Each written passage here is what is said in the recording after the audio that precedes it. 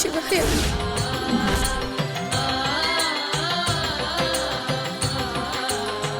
മോളെ നടക്കും മോളെ.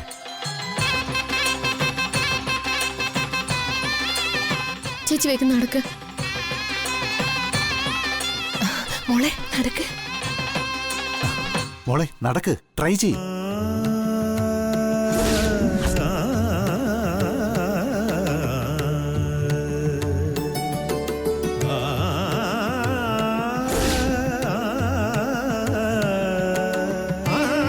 ഇനി പിടിവിടാതെ തന്നെ അല്പവും നടത്തിച്ചോളൂ.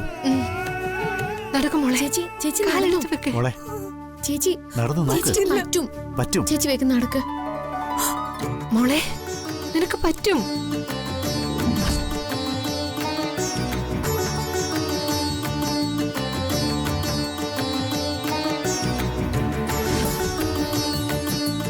മോളെ നടക്കും മോളെ. അച്ഛൻ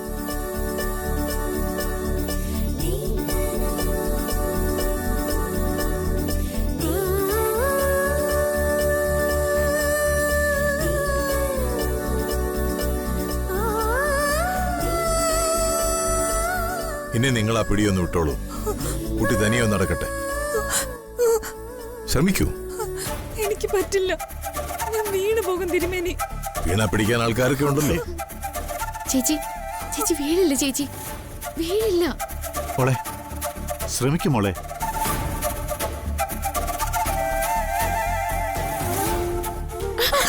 മോളെ പിടിച്ചേ മോളെ. ചേച്ചി ചേച്ചിക്ക് പറ്റും. അച്ഛൻ അച്ഛൻ വീടല്ലേ.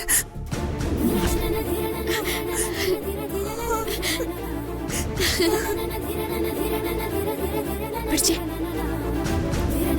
ആ ഞാൻ പിടിച്ചോളാം. ചേച്ചി വാ. ചേച്ചി പതുക്കെ അമ്മൂന്റെ അടുത്തേക്ക് വാ. നടന്നു നോക്കും മോളെ. ചേച്ചി വാ. ചേച്ചി ചേച്ചിക്ക് പറ്റും. ചേച്ചി അമ്മൂന്റെ അടുത്തേക്ക് വാ. ചേച്ചി ട്രൈ ചെയ്യും മോളെ.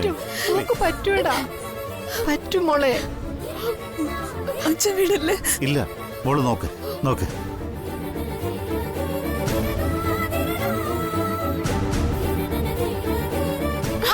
മോളെ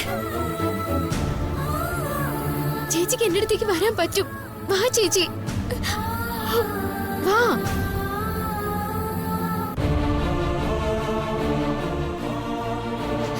വാ ചേച്ചി. അങ്ങനെ നടക്കും മോളെ.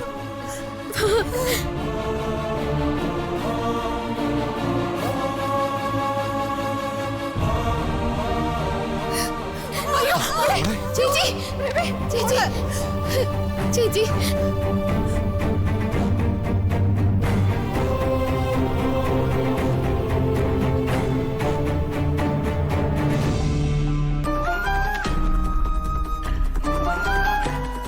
മോളെ ശ്രീകുട്ടി.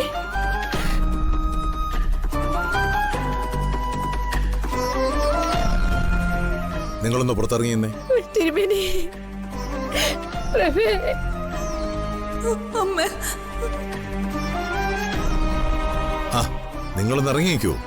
പ്രഭേ.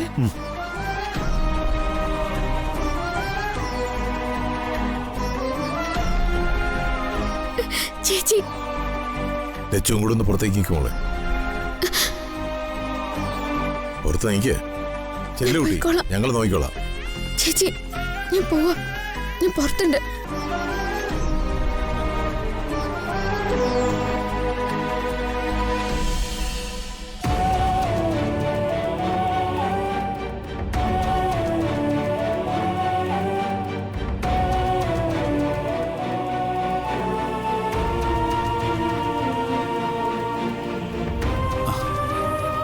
എന്തിനാ മോള് വിഷമിക്കുന്നത്? സത്യത്തില് സന്തോഷമല്ലേ വരേണ്ടത്? എന്റെ മോളെ ഇവിടെ കൊണ്ടെത്തിച്ചത് നീയാ. അവൾക്ക് നീ കൊടുത്തത് ഒരു പുനർജന്മോ. അവളുടെ സങ്കടം ശ്രീകുട്ടിക്ക് നടക്കാൻ കഴിയാത്തതാ. അത് നമ്മൾ പ്രതീക്ഷിച്ചതാണോ അമ്മു? ഇങ്ങോട്ട് വരുമ്പോ അവക്ക് എണ്ണീറ്റ് നിൽക്കാൻ കഴിയണേന്നുള്ള പ്രാർത്ഥനയെ ഞങ്ങൾക്കുണ്ടായിരുന്നുള്ളൂ. തിരുമേനിയോട് നന്ദി പറഞ്ഞ അതൊരു അപരാധമായി പോകും. എന്റെ മോളെ തിരുമേനി തിരിച്ചു തന്നു. എന്റെ കുട്ടി എഴുന്നേറ്റ് നിൽക്കുന്നത് ഞാൻ കണ്ണിറയെ കണ്ടു. കുറച്ച് ദിവസങ്ങൾ കൂടി ചികിത്സ തുടർന്നു. കുട്ടിയുടെ കാലുകൾക്ക് ബലക്ഷയമുണ്ട്. അത് ചികിത്സ കൊണ്ട് മാറ്റിയെടുക്കാം. ഓ, പ്രഭാചന്ദ്രൻ മനസ്സിൽ എന്ത് പ്രതീക്ഷയോടെയാണോ വന്നത് അത് സാക്ഷാത്കരിച്ചിട്ടേ ഞാൻ ഇവിടെ നിന്ന് നിങ്ങളെ തിരിച്ചയക്കൂ.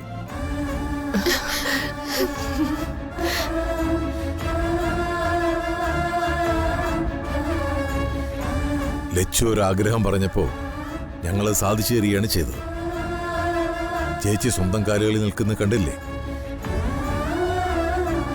2 കാലുകളും തളർന്നുപോയ ഒരാൾക്ക് ഉറക്കം എഴുന്നേറ്റ് ലാഘവത്തോടെ എഴുന്നേറ്റ് നടക്കാൻ കഴിയുമോ കുട്ടി? ഇങ്ങനെ സങ്കടപ്പെടുമ്പോ ഇതുകൂടൊന്ന് ഓർക്കേണ്ടതല്ലേ? ഒരു കുഞ്ഞ് എങ്ങനെയാണോ പിച്ച വെച്ച് നടക്കുന്നത് അതുപോലെയാകും സ്വാതിയുടെ കാര്യത്തിലും സംഭവിക്കുന്നത്. ആദ്യം കൈത്താങ്ങ് വേണം, പിന്നെ ചുവരിൽ പിടിച്ചും വാക്കറിന്റെ സഹായത്തോടെയും നടന്ന് ശീലിക്കണമെന്ന് ഞാൻ പറഞ്ഞതല്ലേ കുട്ടി? ഇവള് മോഹിച്ചത് അതൊന്നും ആയിരുന്നില്ല തിരുമേനി. അത് ചേച്ചിയോടുള്ള സ്നേഹക്കൂടുതൽ കൊണ്ട് സംഭവിച്ചു പോയതല്ലേ. അത്ഭുതങ്ങൾ കാട്ടിത്തരാനൊന്നും ദൈവങ്ങൾ തയ്യാറാവില്ല. ദൈവം ചെയ്യേണ്ടതെല്ലാം ചെയ്തു കഴിഞ്ഞു. എന്റെ മോള് തനിയെ നിന്നതും ഓരോ ചൂട് വെച്ചതും സന്തോഷം തരുന്ന കാഴ്ച തന്നെയാ. ചേച്ചി നടന്നു തുടങ്ങാൻ ഇനി എത്ര ദിവസത്തെ ചികിത്സ കൂടി വേണ്ടിവരും തിരുമേനി? കാലുകളെ ബലപ്പെടുത്താനുള്ള ചികിത്സയ്ക്ക് ഒരാഴ്ചയെങ്കിലും വേണ്ടിവരും. എന്താ, മനയിൽ നിന്ന് പോകാൻ തിടുക്കമായോ?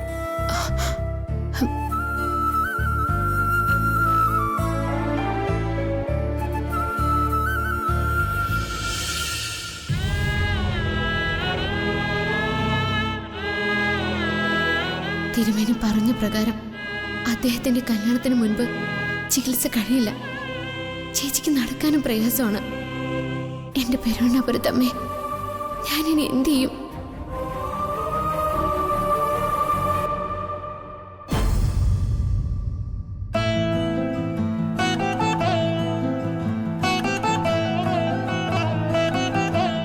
അച്ഛ, ചായ. ആ,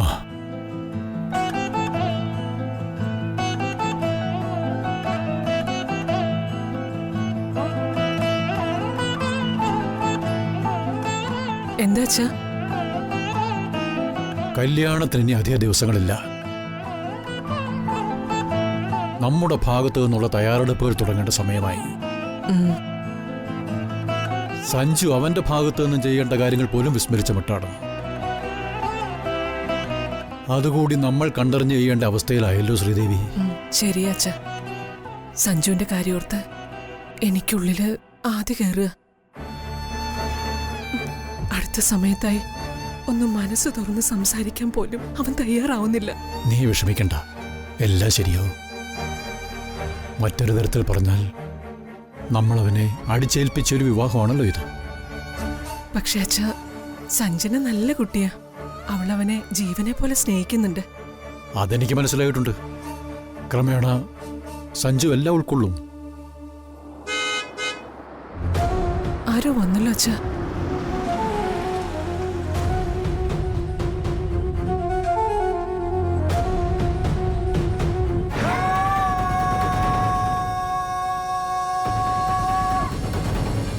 അച്ഛ, ഗൗരി വന്നിരിക്കുന്നു. ഒരു പ്രധാനപ്പെട്ട കാര്യം അറിയിക്കാനാണ് ഞാൻ വന്നത്.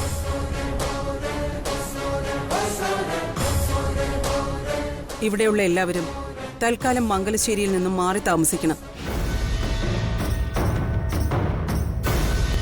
അധിക നാളൊന്നും വേണ്ട.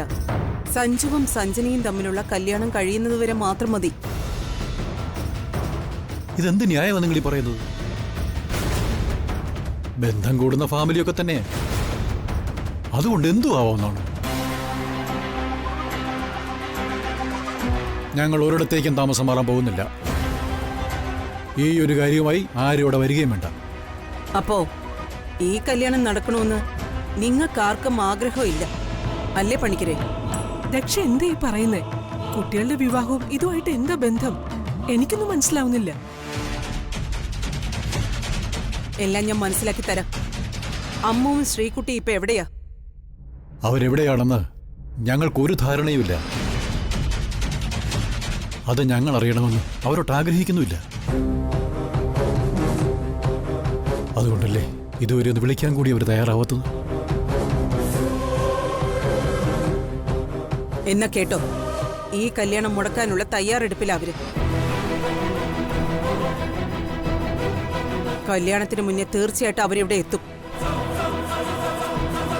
അന്ന് അവള് ആ അമ്മ നടത്തിയ വെല്ലുവിളി നിങ്ങൾ മറന്നോ?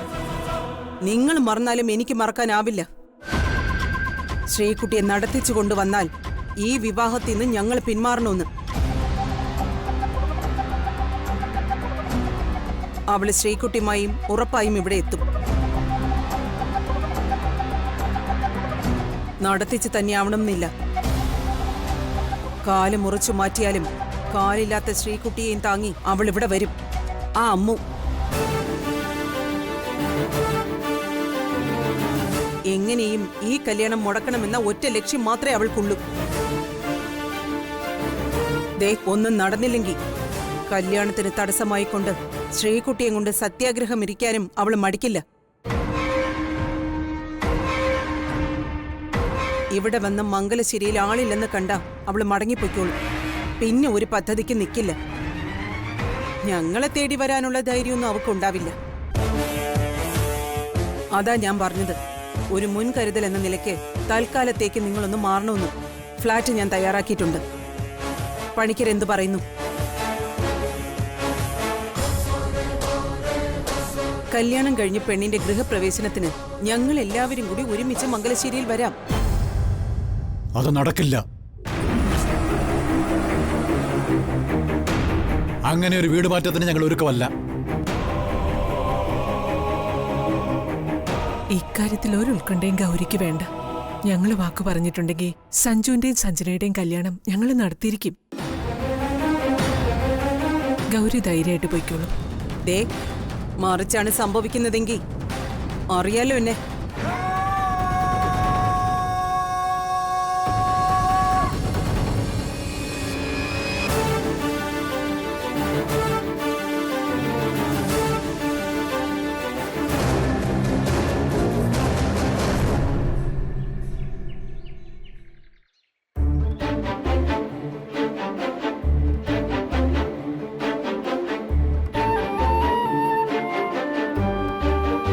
മോളെ, നീ ഇതാരെയാ വിളിക്കുന്നത്? ഞാൻ ഈ വാർത്ത അദ്ദേഹത്തിന് വിളിച്ച് പറയട്ടെ അച്ഛാ. നീ സഞ്ജുവിനെ വിളിച്ച് പറയാനാണോ പോകുന്നേ? അതെ, അദ്ദേഹം അറിയണ്ടേ അമ്മേ?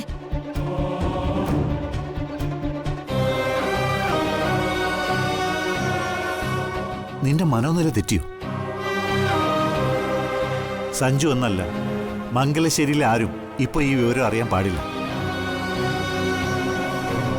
മറ്റൊരു പെണ്ണുമായിട്ട് അവന്റെ വിവാഹം നടക്കാൻ പോകുന്ന സമയം ഇത്. മോൾക്കറിയാലോ, അവന്റെ ബന്ധുക്കളെല്ലാം ആ വിവാഹം നടന്നു കാണാനാണ് ആഗ്രഹിക്കുന്നത്. അതിന്റെ ഇടയിലേക്ക് ഇങ്ങനൊരു വാർത്ത ചെന്നാലുള്ള അപകടാവസ്ഥ നീ എന്താ ഓർക്കാത്തത്? 1-2 മാസത്തിനുള്ളിൽ ശ്രീകുട്ടിക്ക് നടക്കാൻ സാധിക്കും. അത് സഞ്ജു അറിഞ്ഞ അവൻ പിന്നെ ആ വിവാഹത്തിന് സമ്മതിക്കൂ? വിവാഹം മുടങ്ങിയ ദക്ഷ അടങ്ങിയിരിക്കൂ? പ്രഭ പറയുന്നത് സത്യമല്ലേ മോളെ? ദക്ഷ എന്റെ മോളെ അപകടപ്പെടുത്താൻ ഇവിടെ എത്തും. സഞ്ജുവിന്റെ കൂടെ ജീവിക്കാനുള്ള ഒരു ചിന്തയും ഇപ്പൊ ശ്രീകുട്ടിയുടെ മനസ്സിലില്ല. അതിനായിട്ട് നീ ചരട് വലിക്കുകയും വേണ്ട. അവൻ തിരിച്ചു വിളിക്കുക. നീ അവനെ വിളിച്ച് ഇവിടുത്തെ കാര്യങ്ങൾ പറയാറുണ്ടെന്ന് എനിക്ക് മനസ്സിലായി. ഇനി അത് വേണ്ട മോളെ. നിന്റെ പ്രാർത്ഥന കൊണ്ടാ ശ്രീകുട്ടിക്ക് പിച്ച വയ്ക്കാനെങ്കിലും ആയത്. നീയായിട്ട് അവളെ വീണ്ടും തളർത്തി കിടത്തരുത്. അച്ഛന്റെ അപേക്ഷ. അച്ഛാ,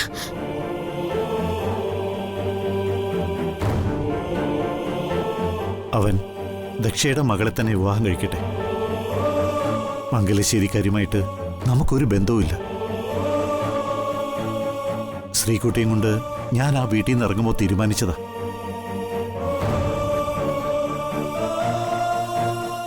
എനിക്ക് 2 മക്കളുണ്ട്. ശ്രീകുട്ടിക്ക് സുഖപ്പെട്ട നമ്മള് ഈ നാട് വിടും. പിന്നെ നമുക്ക് നമ്മുടെ ജീവിതം.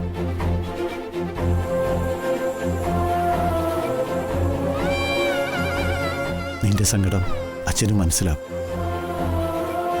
കഴിഞ്ഞു പോയതെല്ലാം മറ്റൊരു ജന്മത്തില.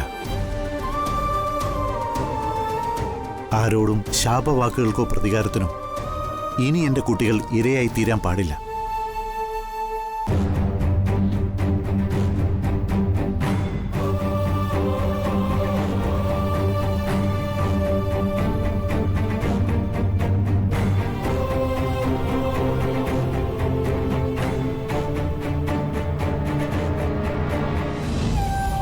മോളെ, നീ മംഗലശ്ശേരി പോയതോ സഞ്ജു ഇവിടെ വന്നു പോയതോ ഒന്നും പ്രഭയ്ക്കറിയില്ല.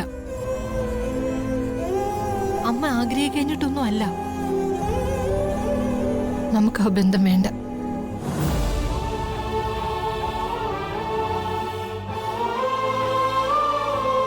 ശ്രീകുട്ടി എഴുന്നേൽക്കാൻ ശ്രമിച്ച കാര്യം പുറത്തൊരു കുഞ്ഞു പോലും അറിയാൻ പാടില്ല.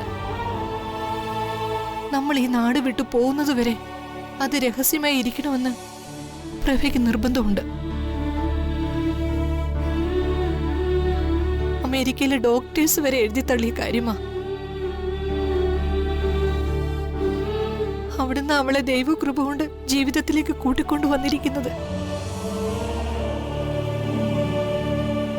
സഞ്ജുവോ മറ്റാരെങ്കിലും ഈ വിവരം അറിഞ്ഞ് മനയിലേക്ക് വന്നാലേ പ്രഭയ്ക്ക് അത് താങ്ങാനാവില്ല.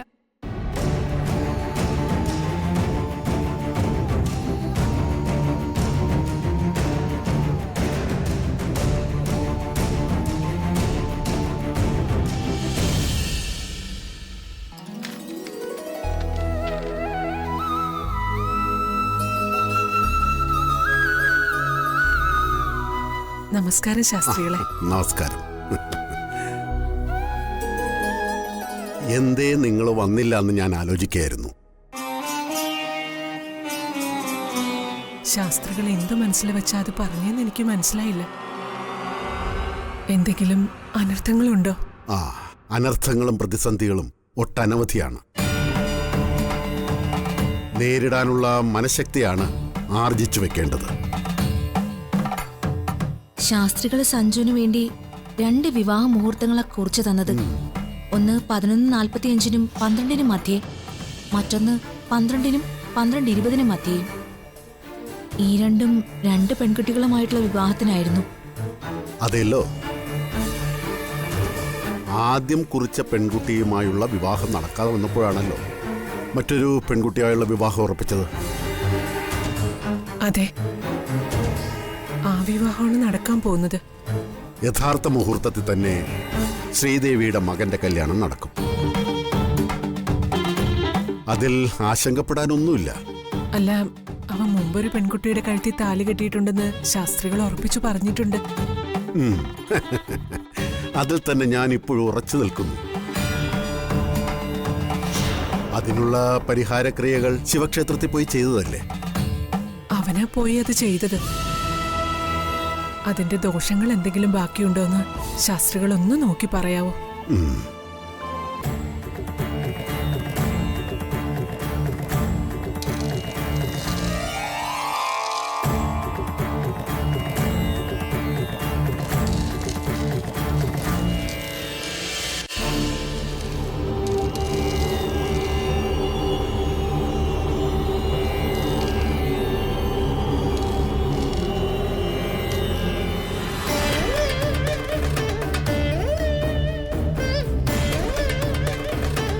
മകന്റെ ജീവൻ ഇപ്പോഴും സംരക്ഷണ വലയം തീർത്തിരിക്കുന്നത് ആ താലിയാണ്. അതില് ഒരു ദേവീ ചൈതന്യം ഞാൻ കാണുന്നുണ്ട്. ഇപ്പോഴും ആ താലി ആ കുട്ടിയുടെ കഴുത്തിലുണ്ടോ? നിശ്ചയമായി അവളുടെ കഴുത്തിലുണ്ട്. അമ്മ സഞ്ജുവിന്റെ ഭാര്യയാണെന്ന് എല്ലാരും അറിയാൻ പോവാണോ? എന്റെ ദേഹം തളരുന്നു. അവളതൊരു പൂജാദ്രവ്യം പോലെ കഴുത്തിൽ അലങ്കരിച്ചിട്ടുണ്ട്. ശ്രീകുട്ടിയുടെ കഴുത്തില സഞ്ജു താലി കെട്ടിയതെന്നല്ലേ നമ്മൾ വിശ്വസിക്കുന്നത്? നമ്മളെല്ലാം ശ്രീദേവിയെടുത്തിയല്ലേ? പക്ഷേ ശ്രീകുട്ടി താലി അണിയുന്നുമില്ല. ആ താലി നിങ്ങൾക്കൊരു ബന്ധവുമില്ലാത്ത ഒരു പെൺകുട്ടിയുടെ കഴുത്തിലാണുള്ളത്.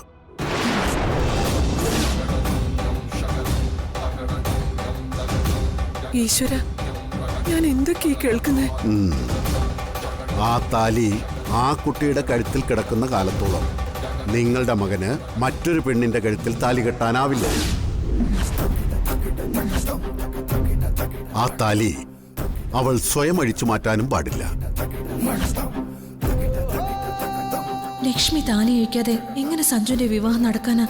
അത് മുടങ്ങി പോകുന്ന കാര്യത്തിൽ എനിക്ക് ഒരു സംശയമില്ല. പിന്നെ എങ്ങനെയാ ശാസ്ത്രികളെ എന്റെ മോന്റെ കല്യാണം നടക്കുന്നത്?